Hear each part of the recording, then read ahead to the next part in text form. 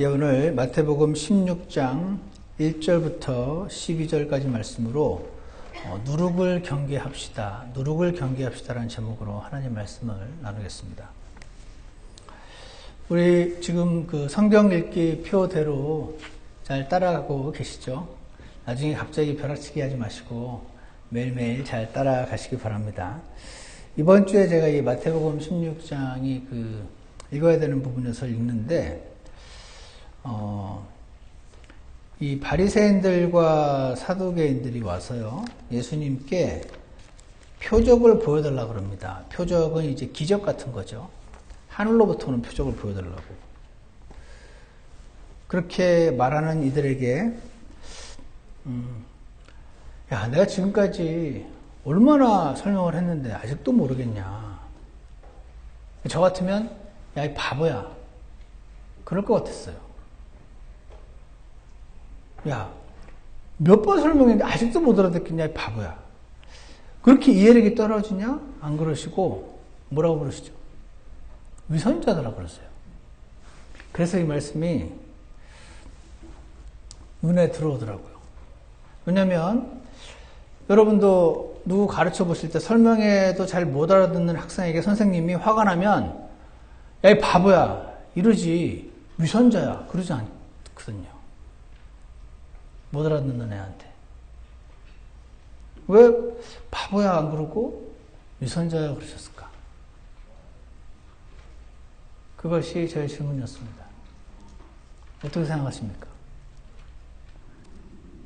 주님이 제게 이렇게 말씀해 주시는 것 같았어요. 아, 이 바리새인들과 사두개인들이 몰라서 지금 거부하고 있는 게 아니고 싫어서 거부하는 거였기 때문에 그런 거구나 라는 거를 제게 말씀해 주시는 것 같았어요. 몰라서 지금 예수님을 거부하고 있으면은 야 바보야 이렇게 하실 건데 알아요 속으로. 근데 이 자를 받아들이면 내가 그동안 해오는 게 다 틀린 게 되니까. 그래서 원래 아는데 모르는 척 하거나 모르는데 아는 척 하는 게 위선자잖아요. 그래서 그런 거구나 라는 거를 제게 알려주시는 것 같았는데 진짜 그런가 오늘 한번 좀 살펴보겠습니다. 오늘 읽으신 본문 말씀해 보시면요 2절에 보시면 1절부터 보겠습니다. 바리새인들도 사두개인들과 함께 와서 시험하며 그분께서 하늘로부터 오는 표적을 보여줄 것을 요구를 하는데 2절에서 저녁이 되면 너희가 말하기를 하늘이 붉으니 날씨가 좋으리라. 저녁에 이렇게 보고 내일 날씨가 안 좋을 것 같은데 이런 거 이렇게 보통 판단을 하지 않습니까? 3절에 아침에는 하늘이 붉고 흐리니 오늘은 날씨가 구주리라 하는도다. 누구는 다 그 정도는 알잖아. 내가 메시아라는 거를 알아보는 거는 그 정도의 지식만 있으면 알 수 있어. 그 말씀을 하시는 거예요. 그런데 알아요. 이들이 예수님이 메시아라는 거를 그들이 계속 기다렸던 왕이라는 걸. 근데 이자가 메시아라는 걸 받아들이면 바리새인들과 사두개인들이 자기들이 지금 계속 하고 있는 이게 잘못됐다는 걸 인정해야 되는 건 거죠. 그래서 모르고 싶어서 모르는 겁니다. 여러분 모르고 싶으면 모를 수 있는 거 아십니까? 여러분 한국 사람이 너무 싫고 한국말이 싫잖아요. 막 까먹고 싶잖아요. 그러면 진짜 초등학교 왔는데도 대학생 될 무렵에 한국말 다 까먹을 수 있어요. 저 봤습니다. 그리고 여러분 너무 학교 가기 싫잖아요. 배가 막 저절로 아파집니다. 너무 뭐가 먹기 싫으면 막 우리 애는 진짜 아파요 그러잖아요. 그 고집이 되게 센 것 뿐입니다. 사람은 원하면요 그걸 그렇게 도와주는 희한한 능력이 있어요. 그래서 바리새인들은요 모르고 싶어서 몰랐던 겁니다.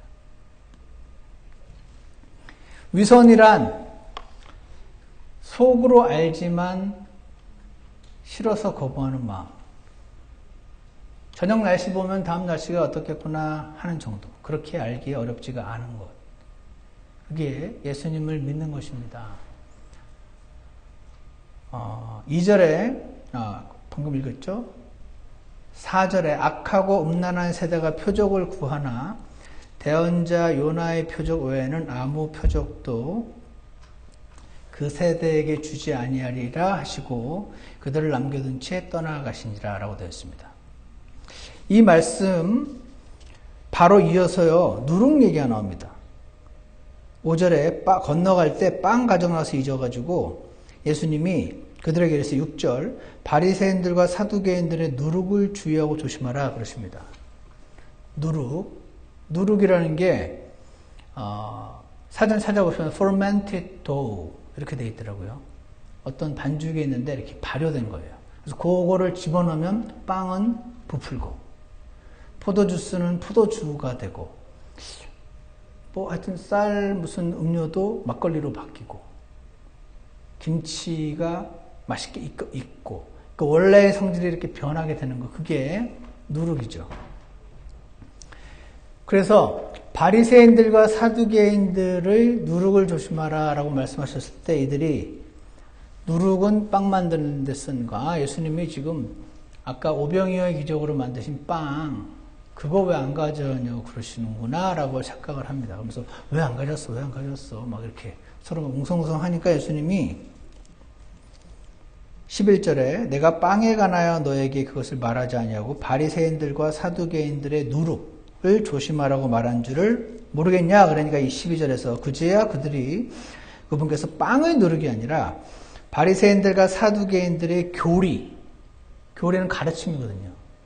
바리새인들이 가르치는 그 가르침이 있었어요. 그 교리를 하나도 받아들이면 안 된다. 그거 받아들이면 그게 누룩이 돼가지고 그게 너희들이 그 갖고 있는 어떤 하나님으로부터 받은 그 귀중한 가르침을 막 부풀어 오르게 변질시켜 버린다. 그렇게 지금 말씀을 하세요. 그래서 지금 이 전체 말씀에서 바리새인들과 사두개인들의 누룩 그거를 조심해야 된다라는 말씀을 하시는데 누룩이라는 게 좀 전에 말씀드렸지만 작아 보이는데 이게 별거 아닌 것처럼 보이는데 그게 들어오면 성질이 변하는 겁니다. 그래서 성경에서의 누룩을요 죄를 상징을 하고 있어요. 그 죄가 별거 아닌 것 같은데 그거를 받아들이고 그거를 회개하지 않고 버리지 않고 계속 갖고 있으면 그게 남아서 나의 온 존재를 변질시켜 버리는 것이 죄이기 때문에 하나님께서 이 죄, evil influence라고 부릅니다. 악한 영향력. 이거를 다 제거하라는 말씀이 성경 곳곳에 나옵니다. 출애굽기 12장에는 고기를 먹는데 불에 구워서 누룩 없는 빵이랑 먹어라 이렇게 말씀하시고 빵이 있는데 누룩을 안 집어넣은 딱딱한 빵.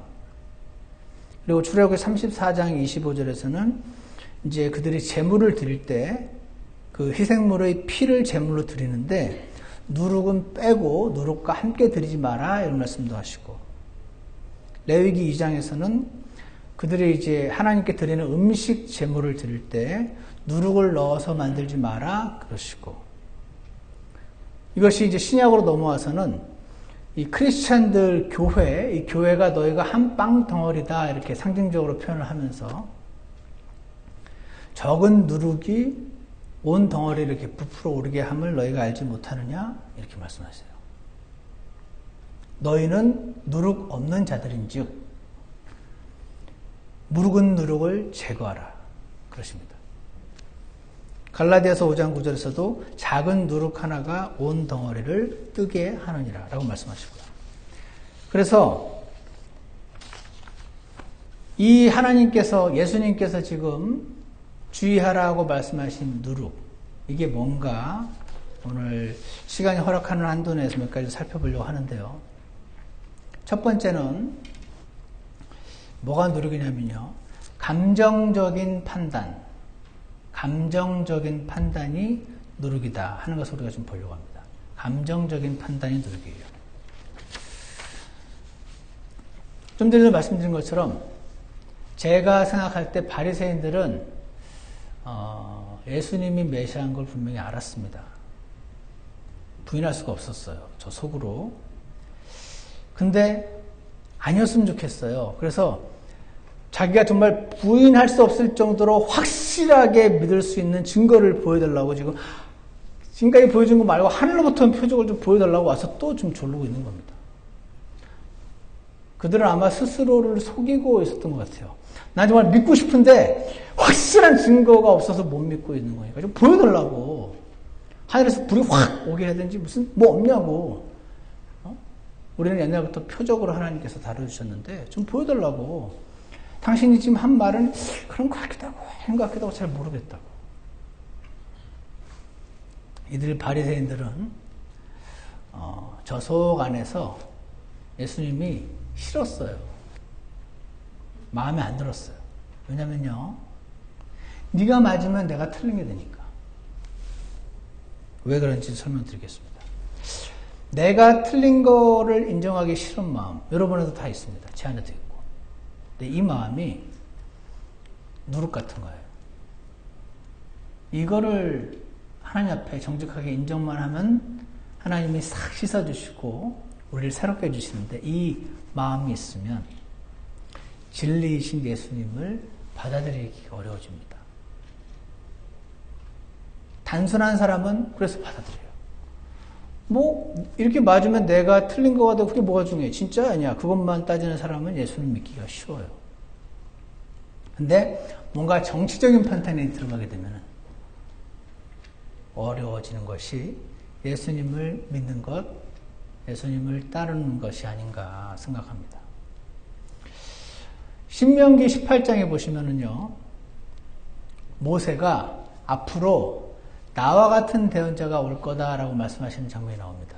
신명기 18장 15절에 내 하나님께서 내 가운데서 곧 내 형제들 중에서 나와 같은 대언자, 모세와 같은 대언자 하나를 너를 위하여 일으키시리니 너희는 그의 말에 귀를 기울일지니라 라고 말씀을 하는 장면이 나옵니다. 아마 이 말이 유대인들에게는 굉장히 익숙한 말이었던 것 같습니다. 그래서 그들은 계속 모세와 같은 대언자가 온다는데 하는 마음이 있었어요. 그래서 요한복음 1장 21절에 사람들이 와서 그 침례자 요한한테 와서 막 묻는 장면이 나옵니다. 너 누구냐 도대체? 네가 엘리야냐? 이렇게 묻습니다. 왜냐하면 말라기에서 맨 끝에 메시아가 오기 직전에 엘리야가 온다는 말씀이 있으니까 네가 엘리야냐? 네가 엘리야 맞으면 곧 메시아가 진짜로 온단 말인데 이렇게 생각해서 엘리야냐고 물어요. 그랬을 때 침례자 요한이 나는 아니라 이렇게 묻습니다. 대답합니다. 그랬더니 그때 두 번째 질문이 나옵니다. 뭡니까? 내가 그 대언자냐? 말합니다. 모세가 말했던 그 대언자냐 네가? 그렇게 말합니다. 그랬더니 그가 대답하되 아니라. 침례자 요한은 아니었죠. 이 장면이 나옵니다. 이것을 볼 때 이들은 모세가 예전에 신명기 18장 15절에서 말했던 그 나와 같은 대언자가 올 건데 그분을 계속 기다리고 있었다는 것을 알 수가 있습니다. 그런데 우리가 방금 봤던 마태복음 16장 바로 앞에 뭐가 있냐면요. 32절에 보시면 칠병이었가요? 왕이 예수님께 4,000명을 먹이시는 장면. 36절에 보시면 빵 7개와 물고기들을 취해서 이제 4,000명을 먹이시는 장면이 나오고요.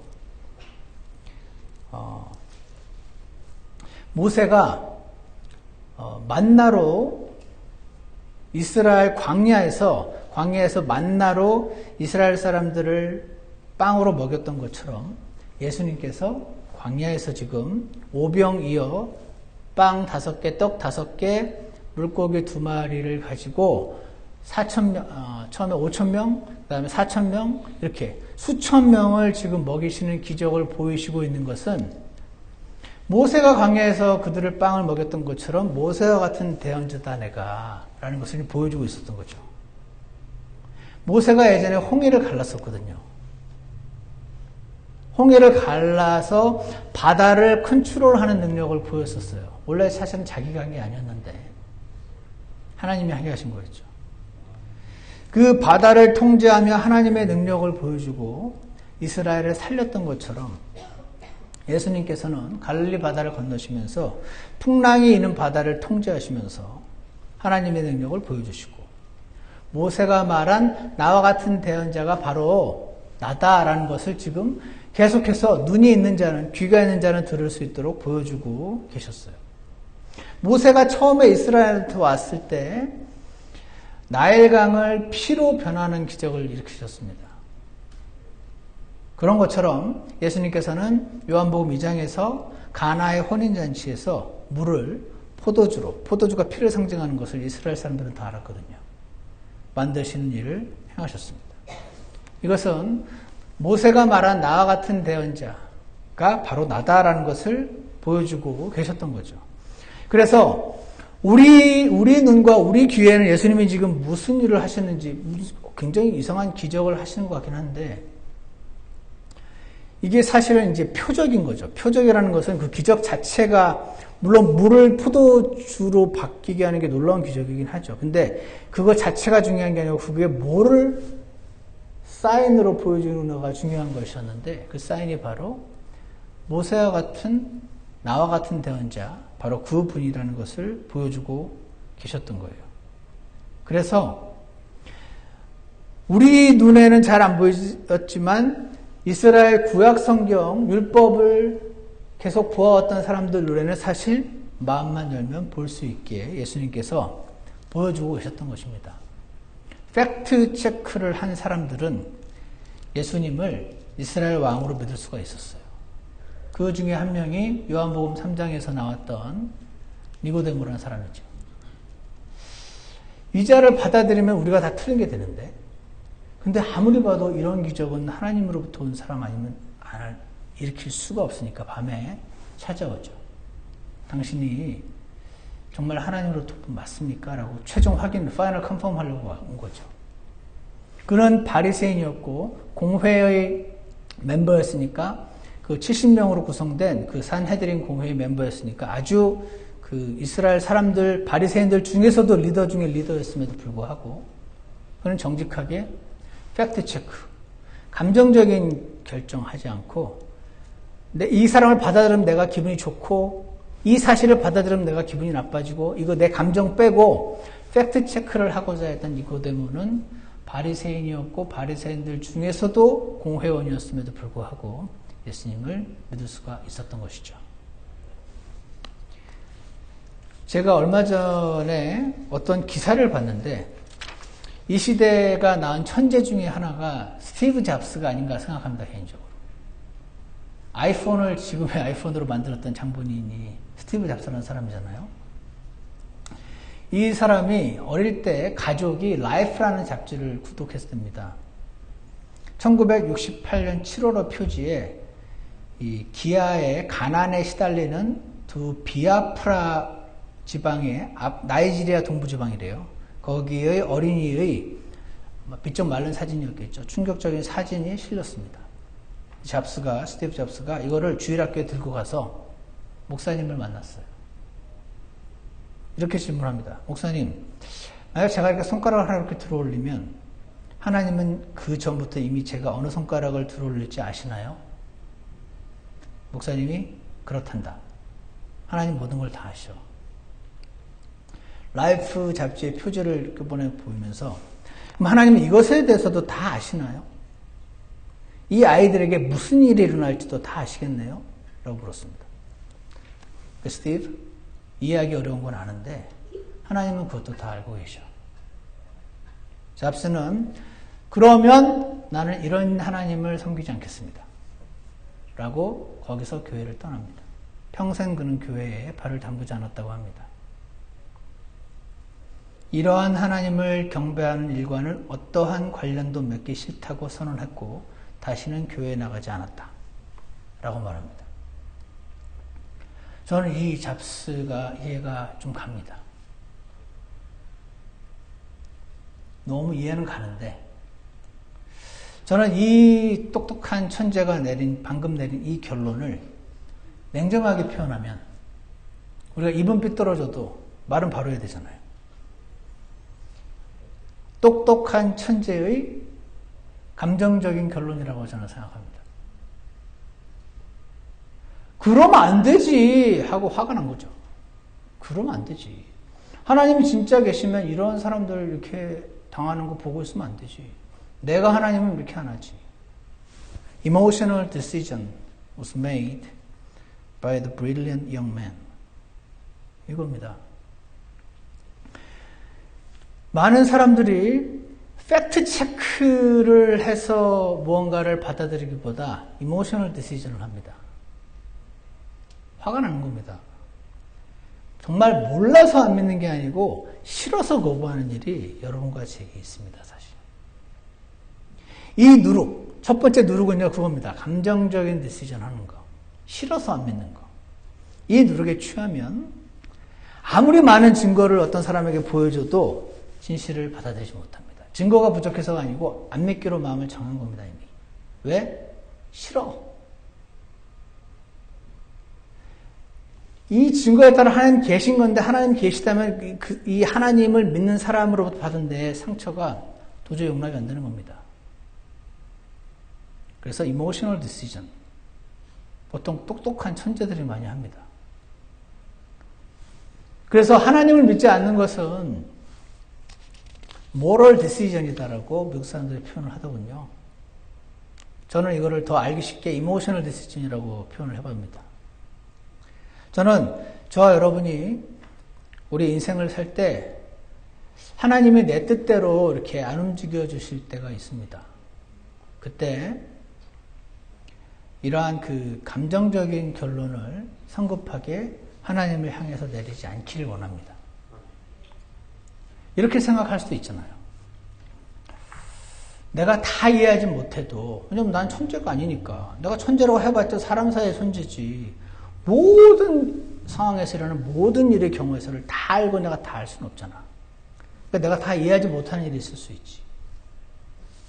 내가 다 이해하지 못하지만 하나님께 뭔가 다른 이유가 있을 수도 있지 않을까? 그분의 경영 방식이 내 마음에 들지 않는다고 없다고 부정해버리는 건 감정적인 결론인 거죠. 예전에 일본은 없다 이런 책도 있었거든요. 일본 싫어할 수 있죠. 그렇다고 없다고 그러면 없어집니까? 그래서 저는 이 바리새인들이 이렇게 했다고 믿습니다. 왜냐면은요, 바리새인들이요, 여기 보시면, 제가 이거 보여드리려고 이걸 준비하는데, 이거 보이십니까? 가운데 토라라고 되어 있죠? 토라가 히브리어인데, 율법이라는 뜻입니다. 그래서, 토라라는 단어를 우리 성경에서 다 율법으로 번역을 해놨습니다. 율법 하면 뭐냐면 보통 모세오경을 말해요. 제일 좁게 하면은 십계명을 말하고, 그 십계명은 모세오경이라는 창출, 레민신, 창세기, 출애굽기, 레위기, 민수기, 신명기 안에 포함이 되어 있죠. 이 5권의 책을 보통 토라라고 부르는데 구약 성경 전체를 다 토라라고 부르기도 합니다. 그래서 좀 크게 봐서 구약 성경 전체가 토라예요. 가운데 있죠. 토라의 그 직역의 뜻은 instruction, 가르침이라는 뜻입니다. 이렇게 하라. Thou shalt not kill. 죽이지 말라, 간음하지 말라를 비롯해서 제물을 드릴 때는 누룩을 넣지 마라. 이런 다 지시사항이잖아요. 저게 토라예요. 그런데 그 토라를 둘러싸고 있는 원이 보이시죠? 저게 미시나라는 게 있습니다. 미시나가 뭐냐면 바리새인들이 율법을 가지고 해석을 한 겁니다. 예를 든 겁니다. 저 율법에는 예를 들어서 안식일을 지켜라라고만 써 있어요. 근데 사람은 어떤 면에서는 룰을 싫어하는데도 어떤 면은 룰이 있어야 편한 것도 있어요. 그냥 안식일을 지키라는 거 너무 많아요. 이거 내가 지금 안식일을 지키고 있는 거야? 아닌 거야? 이런 게 있는 거죠. 그래서 이들이 성경에는 안식일을 지켜라란 말만 나와 있는데 길 가다가 예를 들어서 5마일을 가는 거는 안식일을 어기는 게 아닌데 5.1마일부터는 안식일을 어기는 거야 라고 성경에 없는 룰을 이렇게 인터프리테이션을 집어넣은 거예요. 그거를 oral tradition이라고 부릅니다. 그러니까 성경에는 안식일 지키라는 말만 나와 있어요. 근데 그들이 안식일 지키라는 말은 너무 애매모호하지. 그러니까 5마일까지는 되고 10마일은 안 돼. 근데 안식일을 사람이, 안식일에 정말 아무것도 안 하고 있을 수는 없어요. 왜냐면 애가 우는데 밥도 줘야 되고, 누가 가다가 다쳤는데 그러면 싸매주기도 해야 되고, 아무 일도 안 할 수는 없거든요. 원래 안식일을 지키라는 의도는 하나님께서 일주일에 하루 쉬라는 휴식의 축복의 메시지였는데, 이것이 하나님 말씀대로 하겠어라고 생각했던 훌륭하신 분들에 의해서 이상하게 변질이 되기 시작하는 겁니다. 그래서 저들은 저 미시나를 바리새인들은 펜스라고 불렀습니다. 펜스. 나는 안식일을 혹시 어길까봐 너무 무서워. 그래서 이렇게만 하면은 최소한 안식일을 안 어기는 게 될 거야. 라고 해서 그들은 저걸 펜스라고 불렀어요. 그래서 전에도 말씀드린 것처럼 지금도 뉴욕에 유대인들 많잖아요. 안식일을 어기고 싶지 않은 거죠. 근데 엘리베이터가 20층이 있는데 엘리베이터 누르는 게 이게 행위인가 일인가 아닌가 이게 막 고민되는 거죠. 그래서 안식일 날은 엘리베이터를 탈 때 20층을 딱 누르는 순간 내가 안식일을 어긴 게 되는 것 같은 게 싫은 거예요. 그래서 어떻게 누르죠? 그 전날 그 제니터가 전부 죄 다 눌러놔요. 그럼 이 사람은 와서 탔는데 이걸 누르지 않았으니까 나는 안식일을 안 어긴 거지. 대신에 모든 층에 서는 거예요. 그래서 나는 안식일을 안 이겼다라고 생각하는 거죠. 이게 뭐냐면 저 토라에다가 미시나 인터프리테이션을 가미함으로써 나는 토라를 지켰어라고 스스로 만족하게 만들어주는. 근데 저게 상당히 복잡하고 많은 룰인데 저걸 지킴으로써 자신이 하나님의 말씀을 지켰다고 착각하게 도와주는 도구가 되었어요. 그 다음에 그 밑에 파란 거 보이십니까? 저기 게마르라고 적혀 있는데 미시나가 쫙 있으니까 근데 미시나에서 예를 들어서 5마일까지는 안식일을 어기는 게 아닌데 5마일 이상은 안식일을 어기는 거다라고 미시나에 적혀 있는데 그것도 잘 모르겠는 거예요. 5마일 이상이라는 게 5마일 포함이냐 5마일 그러니까 이상 포함해서 이상이냐 아니면 그 초과냐 5.1부터냐 5.01부터냐 이게 이제 헷갈리는 거죠. 난 지키고 싶은 거예요. 그래서 저 미시나를 해석한 게마라라는 임플리멘테이션이 또 나왔어요. 그래서 미시나와 게마라를 합친 것을 여러분이 잘 아시는 탈무드라고 부릅니다. 그래서 처음 생각은 저 미시나대로 게마라대로만 하면은 나는 토라를 성경을 절대로 어길 일이 없어라고 생각한 이들이 예수님을 만난 거예요. 예수님이 오셔서 토라는 안 어기시는데 미시나를 자꾸 어기네. 근데 이들은 미시나가 토라와 같은 거라고 생각하고 있었어요. 그래서 예수님이 토라, 율법을 어기는 자네? 라고 생각해서 안 받아들인 거죠. 근데 예수님이 행하신 기적과 빵을 먹이고 광야에서 바다를 가르고 병자를 고치고 도저히 받아들이지 않을 수가 없는 분명한 메시아가 맞는데 저분이 자꾸 와서 미시나를 어기고 게마라를 어기고 이분을 받아들이게 되면 미시나와 게마라를 지키느라고 너무 고생을 했던 우리가 다 잘못된 게 돼버리는 거예요. 그래서 예수님을 계속 거부하는 거예요. 표적 좀 보여달라. 아직도 못 믿겠다고. 속으로는 아는 거예요. 저 안에서는. 이분이 메시아 맞긴 맞는데. 이분을 받아들이면 내가 틀린 게 돼. 그게 어려운 겁니다. 그래서 이들은 두 번째 누룩이 있었습니다. 두 번째 누룩은, 첫 번째 누룩은요.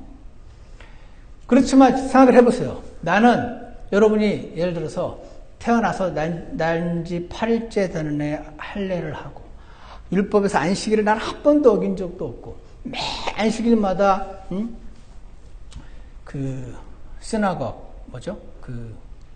시나고그에 가서 갑자기 기억이 안 납니까? 회당에 가서 하나님 말씀을 하루 종일 듣고 돼지고기 입에도 안 대고 그 다음에는 길을 가다가 아픈 사람을 봐도 나는 본 척도 안 하고 갔어요. 안식일 지키려고. 왜냐하면 저 미시나에 따르면 나는 그 괜히 손댔다가 큰일 나니까. 그랬는데 예수님이 오셔가지고 안식일날 자꾸 병자를 고쳐주고, 그냥 말로만 고치면은 미시나를 안 어기는 건데 괜히 침을 뱉어서 흙을 어겨가지고 눈에다 붙이고, 이거는 완전하게 어기는 거, 미시나를. 장로들의 전통에 따르면 먹기 전에 꼭 손을 어떤 룰을 통해서 완전히 씻어야 되고, 길 가다가 젠탈 이방인을 혹시 만나면은 집에 들어가서 완전히 몸에 잠기는 침례 같은 물을 이머스 해야 되고, 이거를 난 한 번도 어긴 적이 없는 사람인데 예수님이 오셔가지고 저걸 죄 어기는 거예요. 이분이 맞으면 그동안 내가 이거 하느라고 고생했던 이게 다 내 인생이 날아가는 것 같은 거죠. 그래서 이모셔널 디시전을 하는 겁니다. 당신이 맞으면 내가 그동안 한 게 틀린 거거든요. 근데 이거는 잘 생각해 보시면 어리석은 결론입니다. 왜냐하면 사실인가 아닌가가 중요하지, 이분이 메시아인가 아닌가가 중요하지. 이걸 받아들이면 내가 틀린 게 이게 뭐가 중요합니까? 목숨이 걸린 문제에 있어서 아닌가요? 제가 예전에 회사 다닐 때 동료에게 복음을 전한 적이 있는데, 이 친구가 평상시에 참 이렇게 나이스하고 부드럽고 한 친구여가지고 저는 이 사람이 받아들일 줄 알았어요.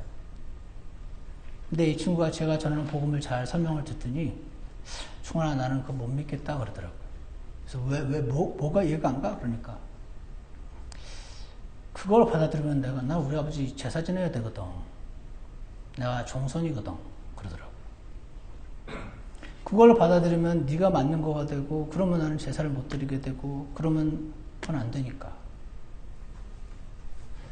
저는 이제 좀 단순한 스타일이라가지고 이런 식의 그 논리는 생각해 본 적이 없는 거예요, 그때까지.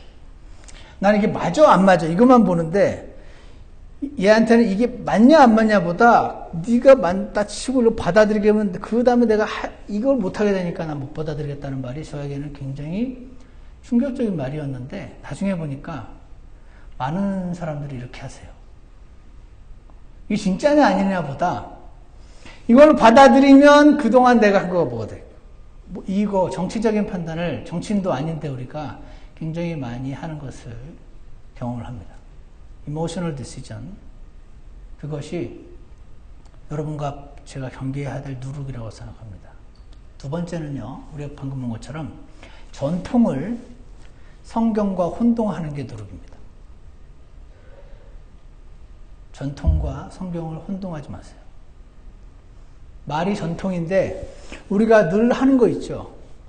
유대인들이 늘 하던 거, 그게 이 토라 구약의 율법에는 정확히 안 적혀 있었어요. 왜냐하면 구약에는 5마일까지, 예를 들어 5마일까지는 안 어기는 거고 그 5.1마일부터는 어기는 거야, 그런 말이 없거든요. 그건 미시나죠. 근데 그거를 만들고 저거를 열심히 지킴으로써 저거 뭐 열심히 지키는 게 뭐가 나쁜 게 없는 줄 알았어요. 없는 줄 알았는데 예수님이 오셔서 다 깨진 거예요. 예수님은 토라는 하나도 안 어기셨어요. 근데 미시나와 게마라를 완전히 박살내듯이 어기셨습니다. 대놓고. 그래서 전통을 성경과 혼동하는 것이 누룩이 됩니다. 여러분, 바리새인이 성경에 보면 안 나옵니다. 구약 성경에. 신약 성경에 갑자기 나와요. 왜 그렇죠? 구약 성경의 마지막 책이 말라기인데 그게 BC 400년에 완성이 됐거든요. BC 400년부터 AD 이제 예수님이 태어나실 때까지 그 400년 그 기간을, 그래서 구약과 신약이 쓰여져 있는 그 두 개의 중간 기간이라고 불러요. Intertestamental period라고 불러요. Old Testament와 New Testament의 사이 기간이라고. 이 Intertestamental period에 무슨 일이 있었냐면, 간략하게 말씀드리겠습니다. 그 이스라엘이 있던 그 위치가 지금 왜 또 옆에 이란도 있고 그 옛날 바빌론 제국이 있었던 그 자리거든요. 그 바빌론 제국이 멸망하고 페르시아 제국이 들어왔습니다. 페르시아 제국은 이제 그리스 제국에서 멸망이 되죠. 근데 그리스 제국이 이제 그 동일한 땅덩어리를 거의 비슷한 땅덩어리를 차지하는 거예요. 근데 그리스 제국 알렉산더 대왕은 굉장히 젊은 나이에 33살인가에 죽잖아요. 죽고 나서 자신의 밑에 있던 4명의 장군이 이 그리스 제국을 4개로 쪼개서 각자 나눠 가져요. 그래서 이스라엘이 그리스 제국의 속국이었는데, 식민지였는데, 알렉산더가 죽으면서 그 이스라엘이 위치한 그 위치를 처음에는 이집트 지역을 차지했던 그리스 제국의 그 장군 한 명, 프톨레미라고 하는 그 톨레미가 이스라엘을 차지해요. 그래서 이스라엘은 그리스 속국이었다가 이제 그리스가 망하고 그 자리를 톨레미가 차지해서 톨레미 왕국의 속국이 됐어요. 근데 톨레미 이 사람들은 이스라엘이 마음대로 자기들이 종교적인 자유를 누리고 하나님을 섬기도록 내버려뒀어요. 그때는 이제 화평했던 겁니다. 그러다가 그 이집트 지역을 차지했던 톨레미가 싸움에서 시리아 지역을 차지하고 있던 장군에게 졌어요. 그래서 이스라엘은 이제 그 시리아 제국의 영토가 돼요.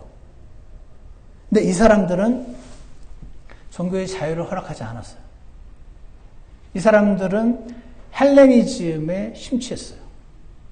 그래서 이스라엘이 하나님을 섬기는 모든 것을 다 없애고자 했습니다. 그래서 이 그리스 문화 아시죠? 그리스 신화 같은 뭐 막 다신교잖아요. 온갖 신들이 온갖 음란한 행동을 하고 하는 그 약간 재밌는 그 그리스 로마 신화 그거처럼 이스라엘 예루살렘을 이 헬레니즘의 모델 시티가 되게 만들고자 했습니다. 그래서 어떤 일을 했냐면 이렇게 가르치기 시작합니다.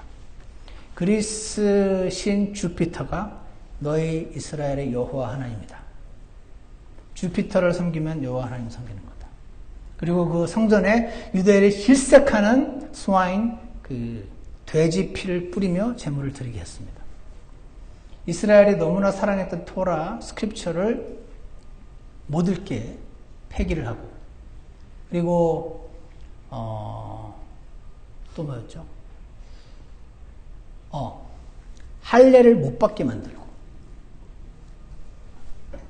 이런 일을 행하니까 이 정도 하면은 그들은 이스라엘이 민족적인 그 정기가 사라지면서 자연히 흡수될 걸로 생각을 했어요. 근데 그렇지 않았죠. 와, 이것들이 성경에서 언급했던 적그리스도네. 다니엘에서 언급했던 멸망에 가증한 것이 성전 안에 가증한 거가 세워진다고 그러더니 이것들이네 라고 생각을 한 겁니다. 그래가지고 폭동이 일어나면서 이겼어요.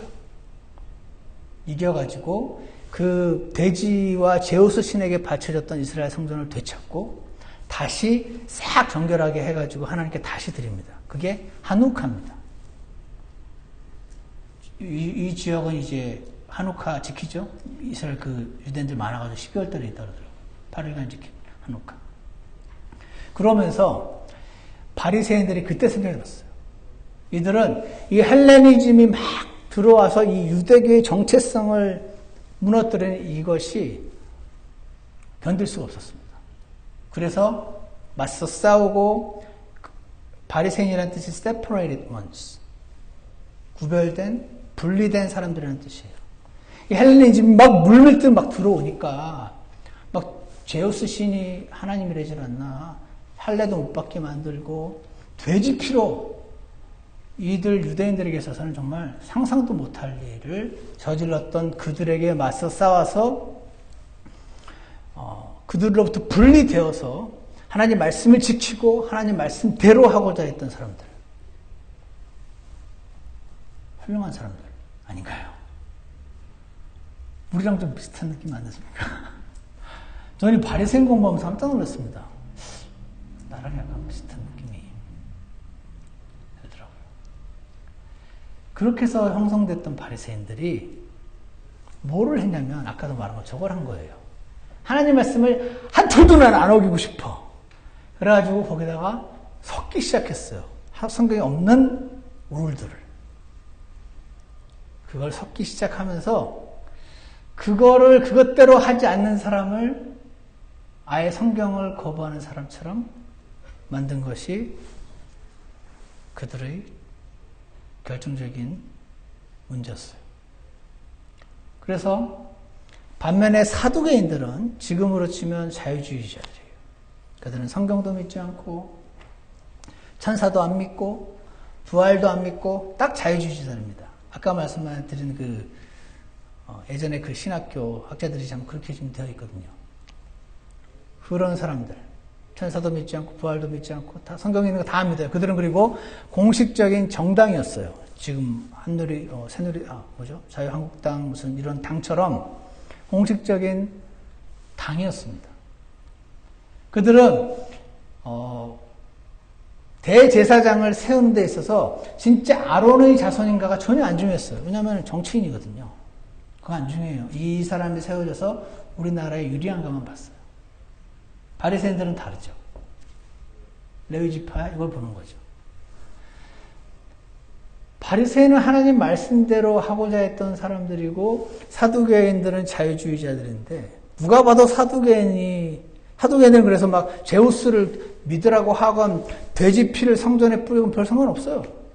어차피 하나님 말씀을 믿는 사람들이 아니었기 때문에 상관없었습니다. 그들은 자신들이 성전 제사를 주관해서 이스라엘에서 종교적인 리더의 자리를 차지하느냐 안 차지하느냐 이것만 중요했던 사람들이에요. 그러니까 바리새인들이 제가 생각할 때는 훨씬 더 훌륭한 사람들 같은데 그들이 했던 저 일이 전통을 성경과 혼동한 저 일이 오히려 사두개인들보다 더 예수님의 강력하고 악랄하고 제일 프론트에 서서 예수님을 죽이고자 했던 사람들이었다는 사실이 그냥 너무 놀라울 뿐입니다.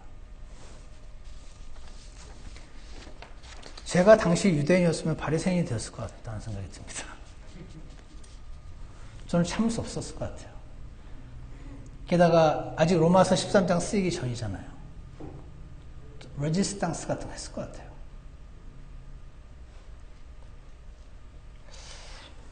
저는 이들이 순수한 구약 성경 하나님 말씀을 지켜야 한다 굳게 믿었던 훨씬 훌륭한 그룹인데 예수님을 죽이는데 가장 앞장섰던 사람이 되었다는 사실을 우리가 좀 기억할 필요가 있습니다. 바리새인들의 누룩을 조심하라. 전통을 성경과 구분하지 않는 태도. 이것이 누룩이 될 수 있음을 기억하기 원합니다. 사두개인들의 누룩은 이거보다 훨씬 보기가 쉽습니다. 심플합니다. 성경에는 부활이 있다고 써있는데 안 믿으니까. 이거는 뭐 일반인들 가운데는 더 그들이 설득력이 있을지 모르지만 일단 구원을 받고 성경을 받아들이는 얘기는 되게 구분이 쉽습니다. 사두개인들의 누룩은 되게 쉬워요. 바리새인들의 누룩은 굉장히 교묘합니다. 그래서 감정적인 판단을 하는 것이 누룩이고 전통을 성경과 착각하는 것이 누룩인데 예수님께서 너희들이 바리새인들과 사두개인들의 누룩을 조심하라고 그러시고 그들의 위선을 조심하라고 주의하라고 말씀하셨던 것을 우리가 기억을 좀 할 필요가 있다고 생각합니다. 왜냐하면 예수님께서 이제 마태복음 16장이면은 이스라엘의 민족적으로 예수님을 거부하기로 마음으로 정한 걸 예수님이 보신 상태거든요.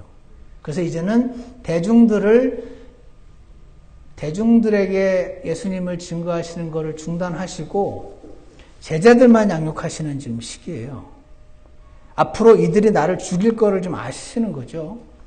내가 죽고 나면 이 사람들이 내가 남겨놓은 일을 완수해야 되니까 이 제자들을 지금 양육하시는 중인 거죠. 포인트가. 이 사랑하는 제자들이 내가 떠난 다음에 내가 남겨준 일을 감당하고 나를 이렇게 예수님을 향하여 엄청난 압박을 가해왔던 이들의 그 압박이 이 자신의 제자들에게 가해질 텐데 이 제자들만 남겨놓고 내가 가야 되는데 성령님을 보내시긴 할 거지만 그들을 사랑하셔서 경계하라고 말씀하셨던 이 바리새인들과 사두개인들의 누룩, 감정적인 판단, 전통을 성경과 착각하는 것, 이거를 사랑의 예수님께서 주셨던 것을 우리가 기억할 때 오늘 저와 여러분에게도 동일한 말씀을 주시는 것일 줄 믿습니다.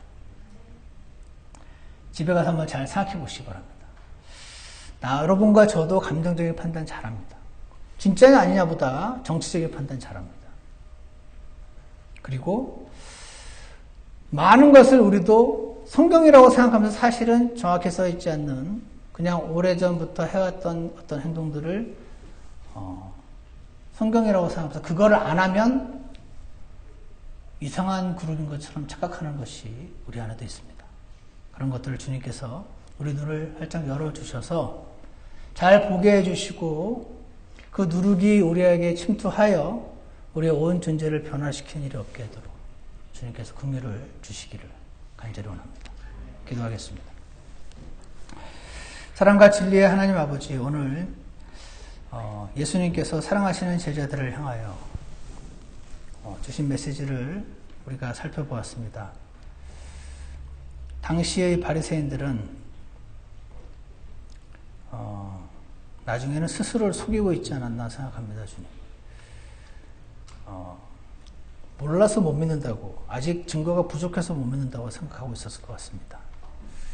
하나님 아버지, 우리 주변에도 그런 분들이 많이 계시고, 저희도 주 예수님의 복음을 듣고 구원을 받긴 했지만 성경을 실제로 읽어보면서 내 생각과 너무나 다른 많은 것들을 성경을 통해서 확인을 하게 될 때가 있습니다. 주님, 저희들을 긍휼히 여겨 주셔서 우리가 감정적인 판단으로 진리를 함부로 재단하지 않게 도와주시고, 하나님이 기뻐하시는 것을 나도 기뻐하고 하나님이 싫어하시는 것을 나도 싫어할 수 있게 저희를 긍휼히 여겨 주시기를 간절히 원합니다. 성경과 전통을 착각하지 않게 원합니다. 주님, 이것은 굉장히 규모해서 우리 안에도 많이 있는 것 같습니다. 주님, 저희들의 눈을 열어주셔서 성경을 잘 따른다고 생각하고 있는데 실제로는 예수님의 반대편에 서게 된 일이 없도록 저희를 긍휼히 여겨 주시옵소서. 예수 그리스도 이름으로 기도드렸습니다. 아멘. 네, 우리 다 같이 일어나셔서 찬송가 몇 장이죠?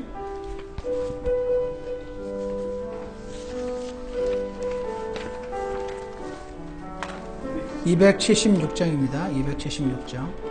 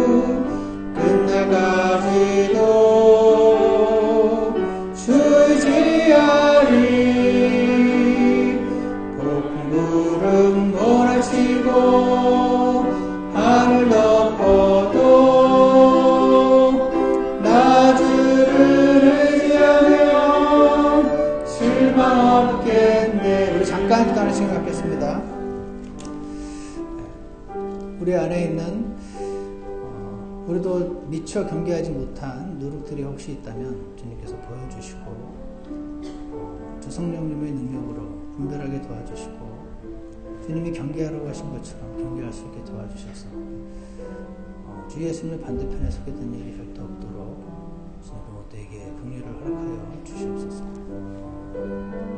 잠깐 기도하는 시간을 갖겠습니다.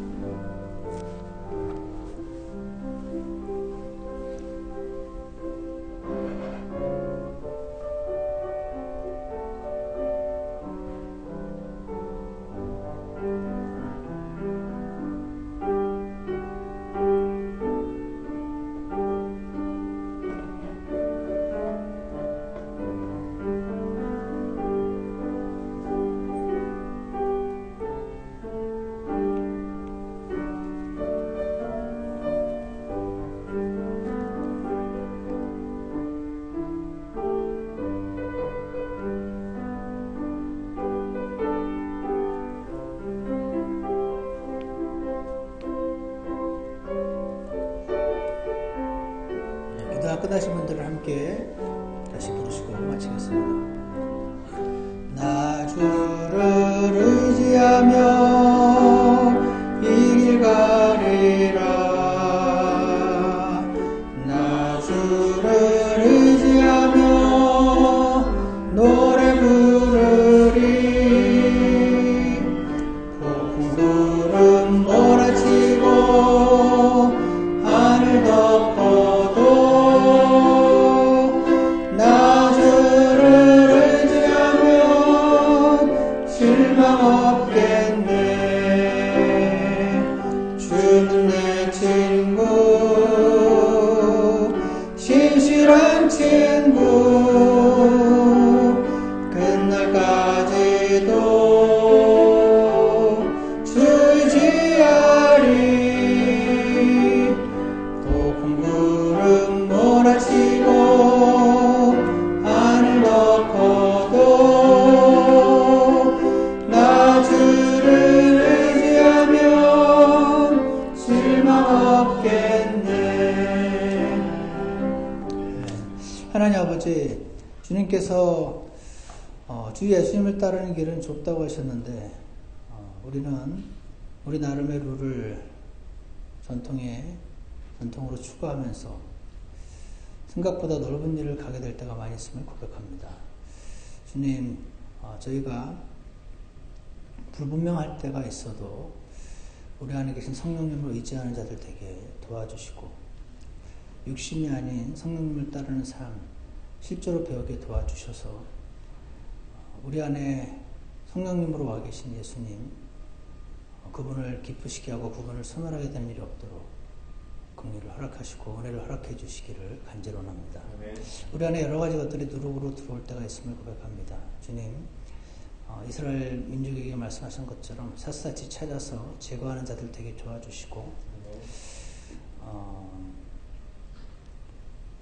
이것을 인정하면 내가 틀린 게 될 때에 과감하게 틀려지는 자들 되게 도와주셔서 중간에 주님을 놓친 일 없도록 긍휼히 여겨주시기 원합니다.